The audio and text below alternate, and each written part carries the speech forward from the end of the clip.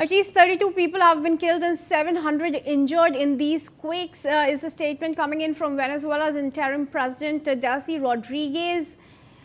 She reportedly said the twin earthquakes killed at least 32 people and 700 were injured as of now. These are preliminary numbers.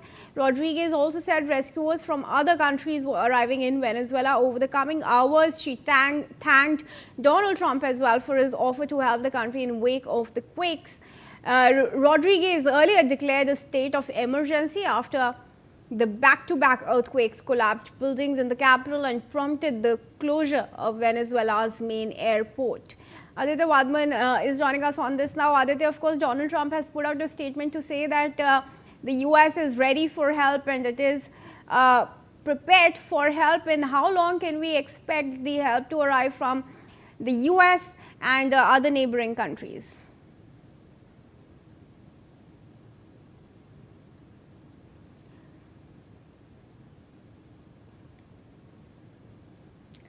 Aditya, can you hear me?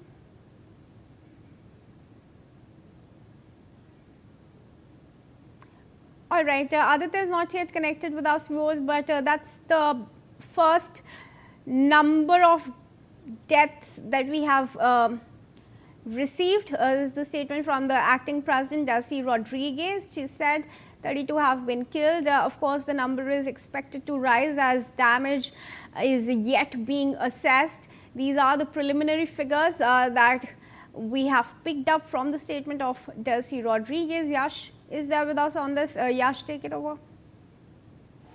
Yes, Kriti. Venezuela's interim president has now come out and given a statement.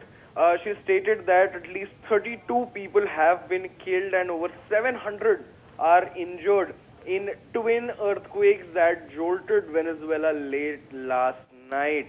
Late today, pardon me. Delcy Rodriguez further said that rescuers from other countries are arriving in Venezuela over the coming hours. She thanked Donald Trump for his offer to help the country in the wake of these earthquakes. Earlier, remember, Delcy Rodriguez declared a state of emergency after the back-to-back earthquakes collapsed buildings in the capital and the city of La Guardia and prompted the closure of Venezuela's main airport. Remember now, these earthquakes have, these strong earthquakes are usually unusual in Venezuela. While it sits near multiple fault lines, its position straddling the South American and Caribbean plates makes earthquakes much less common than in other parts of Latin America. Along the Pacific coast, in Mexico and Chile, for example, earthquakes are frequent, but the two countries sit along the seismically active tectonic belt known as the Pacific Ring of Fire, responsible for 90% of the earthquake. Two earthquakes that hit today were felt in Colombia, which borders the west of Venezuela. Remember, it also prompted several tsunami warnings in Venezuela. Now those warnings have been, the warnings have been reduced, they have been revoked, but rescue efforts, and people are continuing to pour in on the streets, helping other people out, rescuing those who are trapped under the rubble. Back to you. All right, let's take some more visual breaking updates as well, viewers.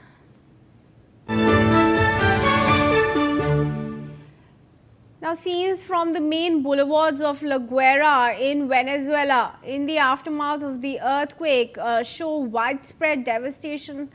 The footage captures a grim scene where several structures appear severely damaged, with multiple buildings reduced to rubble and debris scattered across the streets. Roads are seen choked with disruption. Because of this destruction, all the major roads have been blocked now. Airports, of course, damaged, and people stuck in this country. Aditya Wadman is now joining us on this. Aditya, can you hear me? Yeah, Kriti. Yes, sir. Aditya, once again, take us through the latest updates that you are coming up with. Well, absolutely. The latest details are very, very frightening. The number of the death toll is going up, due to this massive earthquakes in Venezuela. And definitely from here on, it needs to be seen now how things unfold in this scenario. because still the rescue operation people are, as soon as the people are being taken out under the bed rest, dead or alive, they are being taken to the nearby hospitals for all the autopsy related things. And definitely, so completely at this juncture, this rescue operation in Venezuela is becoming a mayhem operation, mayhem task for the authorities there, and it needs to be seen now how things unfold in this scenario.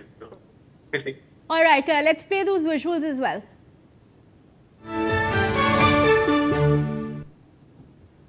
And in fact, now passengers and airport staff were seen rushing to safety at the Maquetia terminal, Venezuela's main international airport, after a strong earthquake struck the country's central region. Visuals show panic inside the terminal as people evacuated the airport, with the tremors triggering alarm bells across the facility amid ongoing seismic activity.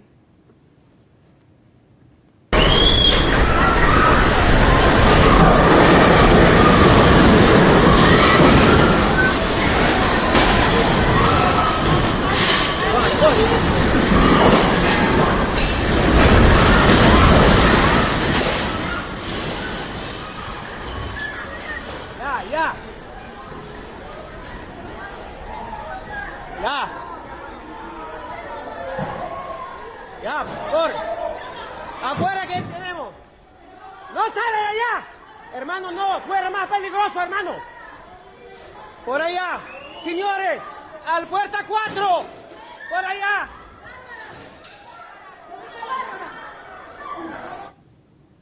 Have rescue operations already begun as far as help from other countries is concerned, other than if relief material is coming in already? Definitely, several countries, are willing to give relief material to Venezuela for definitely, for getting over this unfortunate natural disaster. And definitely now, many, we have seen, how Prime Minister Narendra Modi also and US President Donald Trump and several other leaders are now beginning to raise their concerns regarding this unfortunate incident in Venezuela. So it needs to be seen, Kriti, from how long will any country give directly aid to Venezuela. It is expected that US may or may not give, but it's likely that it might give. So definitely at this juncture, it needs to be seen how things unfold in this scenario, because the death toll is expected to go up due to this terrible earthquakes in Venezuela. Back to you. Aditya, thank you for joining us on this. And now viewers, moving ahead to track the latest updates coming in from the Pune murder case.